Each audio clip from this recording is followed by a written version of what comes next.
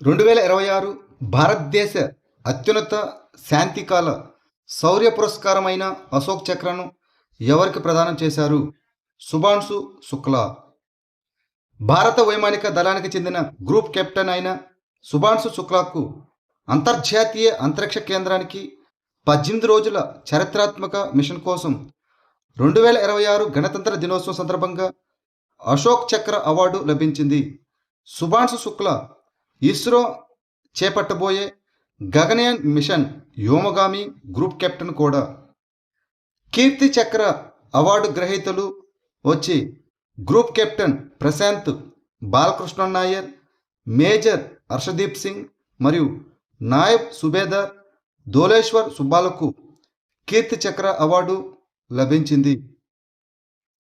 గణతంత్ర దినోత్సవం సందర్భంగా 2026 పద్మ విభూషణ్ అవార్డును ఎవరు అందుకున్నారు?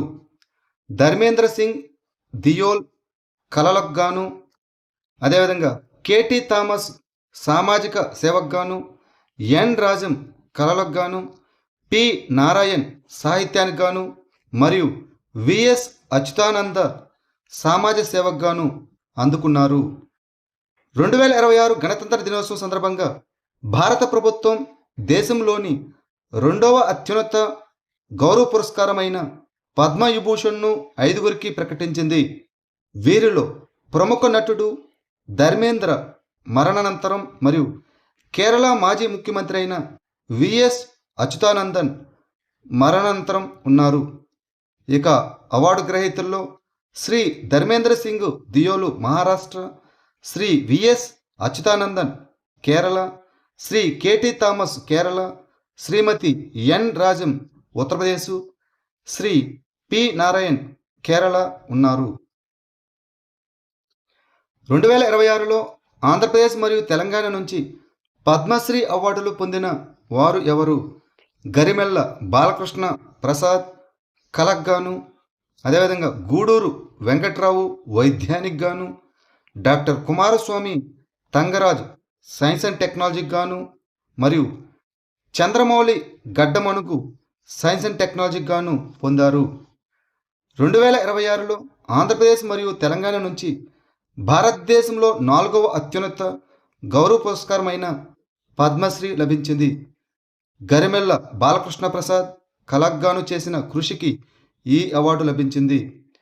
డాక్టర్ గూడూరు వెంకట్రావు వైద్యానికి, doctor Kumaraswamy Thangaraju science and టెక్నాలజీకి గాను, దీపికా రెడ్డి కళకు గాను, Chandramouli Gaddamanugu science and technology గాను, రామారెడ్డి మామిడి సోషల్ వర్క్ గాను, మాగంటి మురళీమోహన్ కళకు గాను, గద్దెబాబు రాజేంద్ర ప్రసాద్ కళకు గాను, డాక్టర్ పాల్గొండ విజయ్ ఆనందరెడ్డి వైద్యానికి గాను, అదేవిధంగా కేవి కుటుంబ శాస్త్రి సాహిత్యం మరియు విద్యకు గాను పొందారు.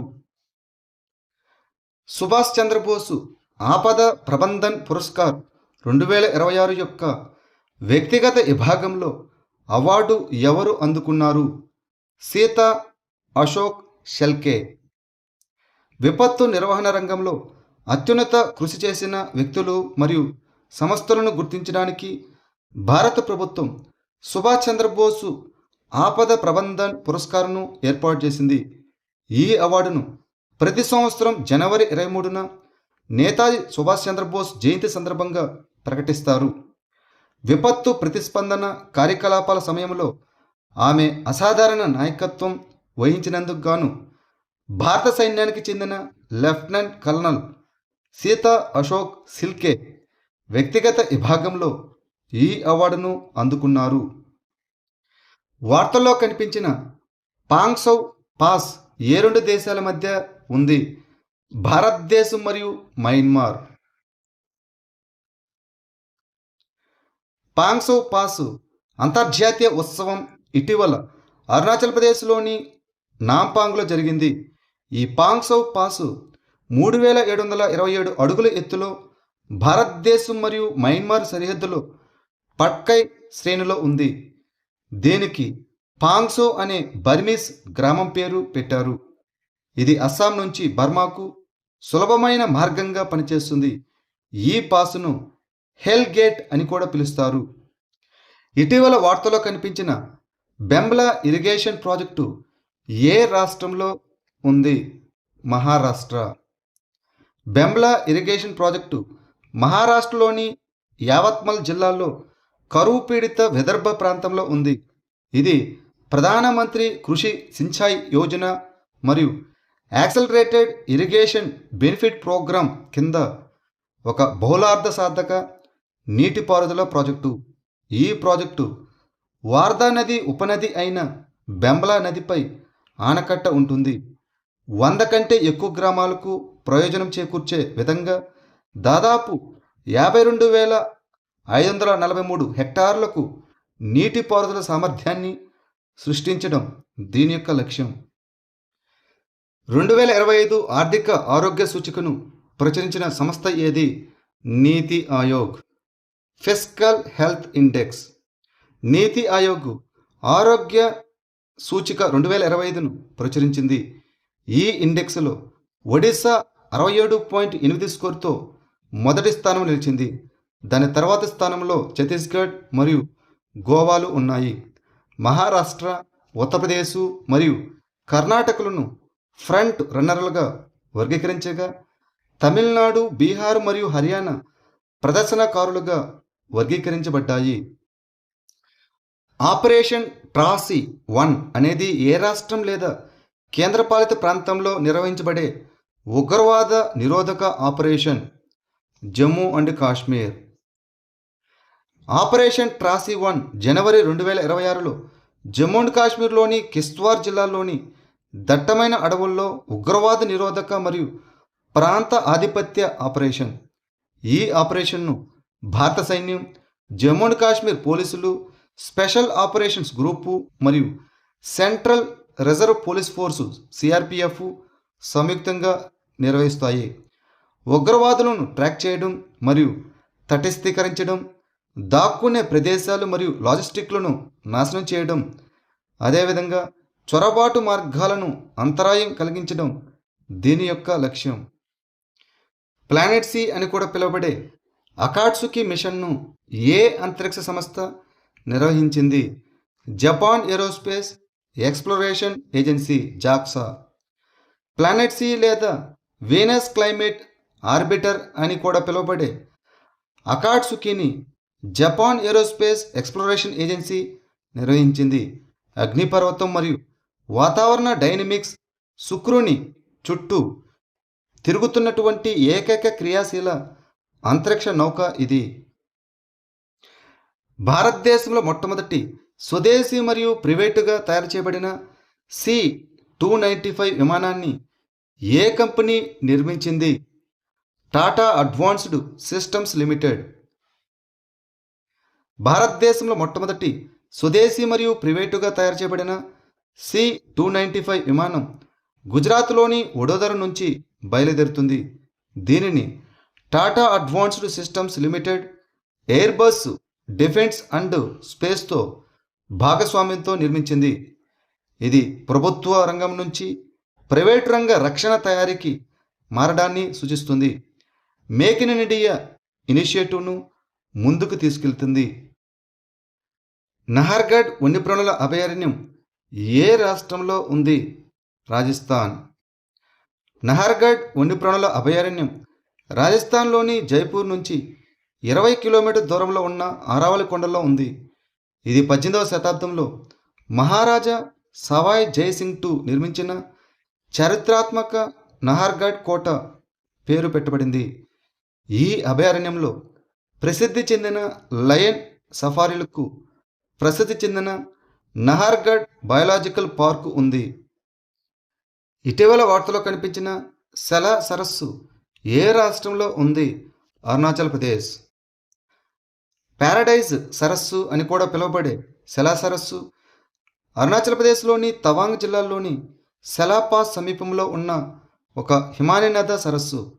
సెలా పాస్ అనేది తవాంగ్ ప్రాంతాన్ని అరుణాచల్ ప్రదేశ్లోని మిగిలిన ప్రాంతాలతో కలిపే ఒక ముఖ్యమైన పర్వత మార్గం.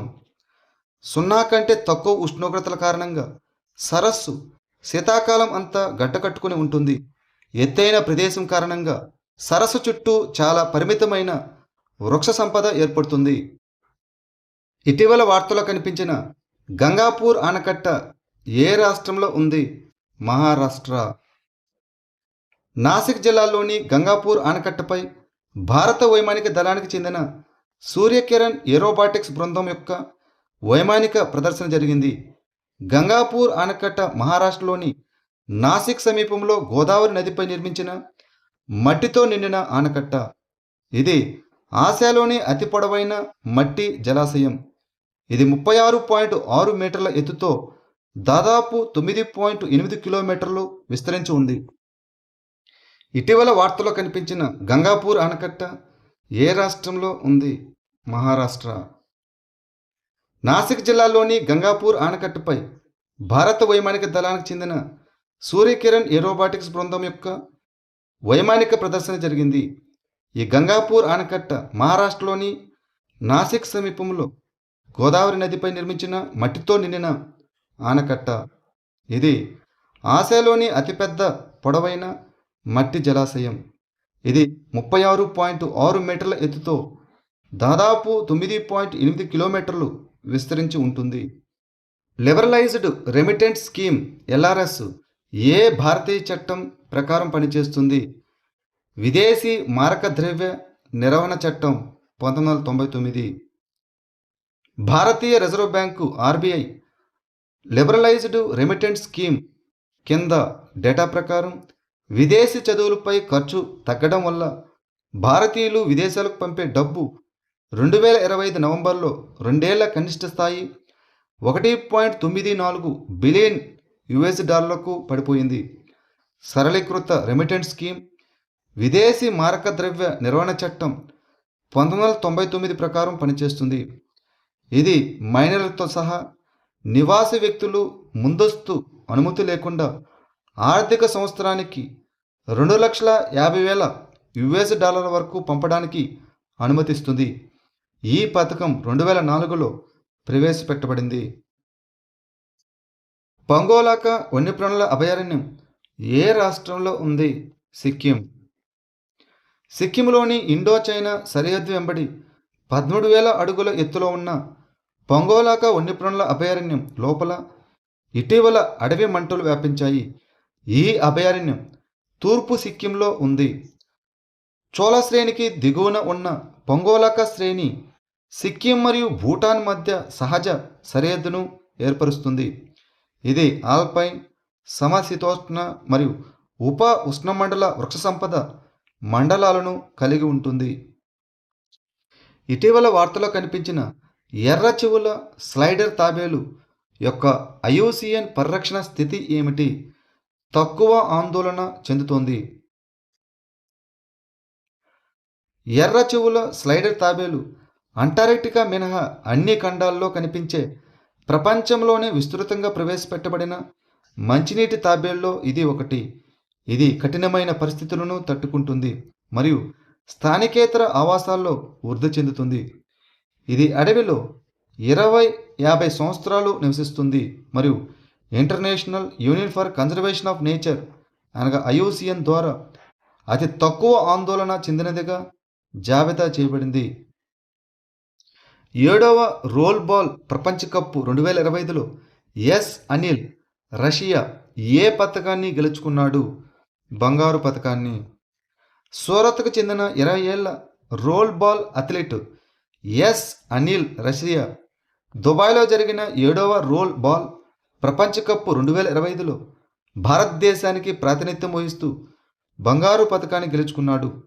సౌదీ అరేబియా, బ్రెజిల్, పాకిస్తాన్, ఈజిప్టుపై రష్యా కీలక గోల్ సాధించాడు మరియు కెన్యాతో జరిగిన ఫైనల్లో మ్యాచ్ విన్నింగ్ గోల్ చేశాడు.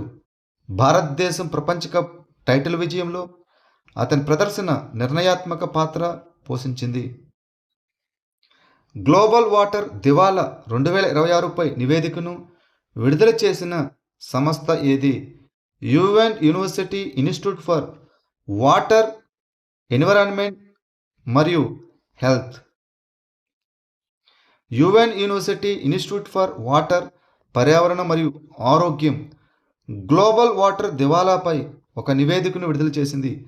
భూగ్రహం గ్లోబల్ వాటర్ దివాలా యుగంలోకి ప్రవేశించిందని ఈ నివేదిక హెచ్చరిస్తున్నది.